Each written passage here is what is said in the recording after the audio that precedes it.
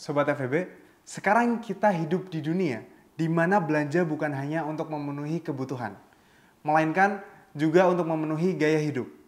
Iklan, diskon, new trends, dan influencer berlomba-lomba menarik perhatian kita agar kita membeli produk mereka. Kita pikir kita yang mengendalikan apa yang kita beli. Namun, bagaimana jika sebenarnya kitalah yang dikendalikan? Welcome back to another Ecoflix video. Hari ini kita akan mengeksplor film dokumenter yang berjudul Buy Now, The Shopping Conspiracy. Film ini membongkar bagaimana perusahaan membuat kita terus membeli, membuang, dan mengulang siklus ini tanpa henti. Film ini disutradarai oleh Josh Fried, di mana film ini akan mengungkapkan cara perusahaan besar mengendalikan kebiasaan belanja kita dengan strategi yang seringkali tersembunyi di balik iklan dan promosi mereka. Dokumenter ini mengulik bagaimana industri retail dan manufaktur menggunakan berbagai trik untuk mendorong kita membeli, dan membeli lagi menggunakan trik-trik licik seperti membuat barang yang cepat rusak, iklan, dan influencer yang membuat kita merasa harus beli, hingga sengaja mengatur limbah agar tetap ada alasan untuk produksi terus. Tapi pertanyaannya, kenapa hal ini bisa terjadi? Sebenarnya apa sih yang dilakukan perusahaan-perusahaan besar sampai kita terus terjebak dalam siklus belanja tanpa henti ini? Nah, di film ini terdapat 5 tahap manipulasi yang digunakan industri untuk menciptakan konsumen terus konsumtif.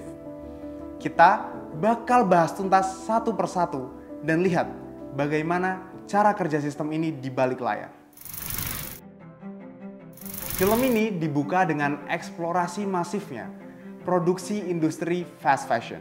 Misalnya, Gap menghasilkan 12.000 model baru per tahun, H&M sebanyak 25.000, Zara 36.000, dan Shein mencapai angka fantastis, yaitu 1,3 juta model baru per tahun. Dengan algoritma canggih, perusahaan-perusahaan ini terus menargetkan konsumen dengan tren terbaru. Masalahnya, kecepatan produksi ini tidak sejalan dengan kecepatan konsumsi yang sehat. Pakaian dibuat untuk cepat rusak agar kita terus membeli lebih banyak. Menurut Theory of Planned Behavior, niat konsumen untuk membeli seringkali dipengaruhi oleh norma sosial dan persepsi mereka tentang kontrol atas keputusan mereka. Industri fast fashion memanfaatkan norma ini, membuat konsumen merasa tertinggal jika tidak mengikuti tren. Strategi ini juga menjelaskan konsep hyperconsumerism, di mana perusahaan mendorong konsumsi berlebih untuk memaksimalkan keuntungan mereka.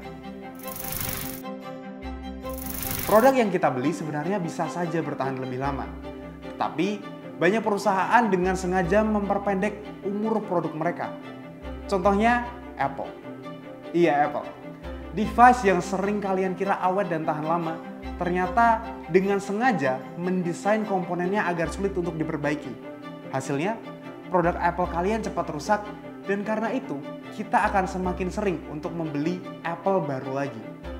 Dan bukan hanya gadget, film ini mengekspos kebijakan banyak retail besar yang memilih untuk membuang barang-barang yang tidak laku atau expired, ketimbang mereka mendistribusikannya kembali atau memberikan diskon untuk barang tersebut. Bahkan, ada yang dengan sengaja merusak atau memodifikasi barang-barang agar tidak bisa digunakan kembali.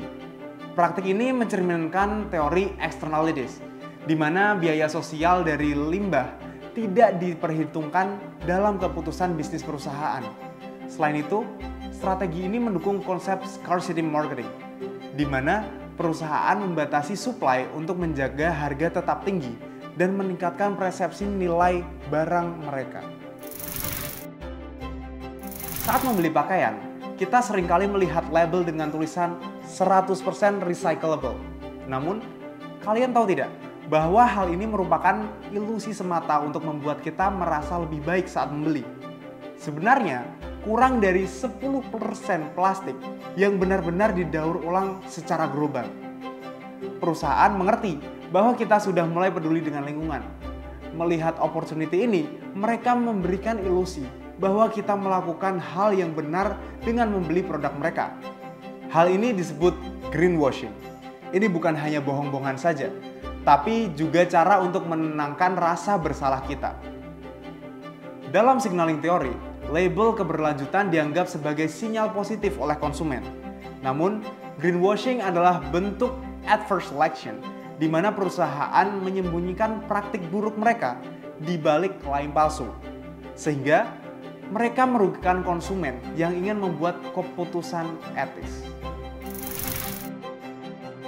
Tahap ini mengungkapkan bagaimana perusahaan yang memproduksi banyak produk.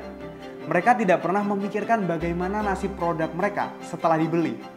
Saat sudah tidak dipakai, produk mereka tidak hanya menjadi limbah biasa, akan tetapi menjadi limbah yang berbahaya.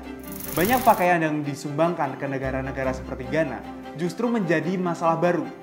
Ghana menerima 15 juta pakaian bekas per minggunya, sementara total penduduk Ghana hanya sekitar 30 juta jiwa, yang sebagian besar akhirnya dibuang ke pantai sebagai limbah yang berbahaya. Selain itu, pakaian berbahan polyester juga menjadi sumber mikroplastik yang mencemari lingkungan. Dalam sirkular ekonomi, produk seharusnya dirancang dengan mempertimbangkan siklus hidup penuh, termasuk daur ulangnya.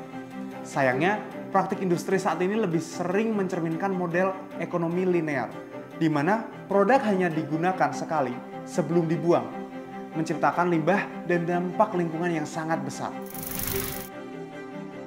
Tahap terakhir mengungkap bagaimana perusahaan seperti Amazon menggunakan kekuasaan mereka untuk mengontrol isu-isu kritis, termasuk membungkam karyawan yang memperjuangkan kebijakan lingkungan. Salah satu contoh yang mencuat adalah pemecatan Maren Costa, seorang karyawan Amazon yang vokal dalam memperjuangkan perubahan kebijakan lingkungan di perusahaan Amazon. Kasus ini mencerminkan teori Principal Agent Problem, di mana kepentingan karyawan sebagai agen seringkali berbenturan dengan kepentingan pemilik perusahaan. Amazon sebagai prinsipal memprioritaskan keuntungan jangka pendek ketimbang tanggung jawab lingkungan atau kepuasan karyawan mereka. Film Buy Now, The Shopping Conspiracy adalah peringatan keras bagi kita sebagai konsumen untuk lebih kritis terhadap pilihan belanja kita setiap tahap. Dari tahap sell more hingga control more, menunjukkan bagaimana perusahaan seringkali memprioritaskan keuntungan tanpa mempertimbangkan dampak sosial dan lingkungan. Sebagai konsumen, kita memiliki kekuatan untuk memilih produk yang lebih bertanggung jawab. Dan sebagai calon pemimpin bisnis, penting bagi kita untuk memiliki solusi yang berkelanjutan untuk perusahaan kita. Sobat FEB, gimana pendapat kalian? Apakah kita benar-benar masih memiliki kendali atas keputusan belanja kita? Jangan lupa tonton Buy Now, The Shopping Conspiracy. Dan sampai jumpa di episode EcoFlix berikutnya.